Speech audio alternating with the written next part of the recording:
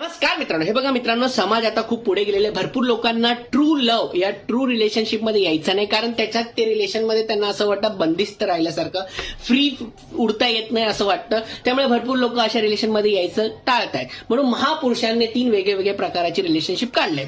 आता पहिलं आहे कॅज्युअल रिलेशनशिप. कॅज्युअल रिलेशनशिपमध्ये कपल रिलेशनमध्ये येतात, पण त्यांचं आधीपासून ठरलेलं असतं की आपण पुढे जाऊन लग्न वगैरे काही सुद्धा करणार नाहीये, त्यामुळे जास्त एक्सपेक्टेशन ठेवायचे नाही. दुसरं रिलेशनशिप आहे सिच्युएशन रिलेशनशिप. याच्यामध्ये कसं असतं माहिती का, कपल पहिले फ्रेंड्स बनतात, त्यानंतर फिरतात, नंतर रोमॅन्स करतात आणि नंतर ठरवतात અહીંયા आपल्यात काय आहे, मग त्याला म्हणतात सिच्युएशन रिलेशनशिप.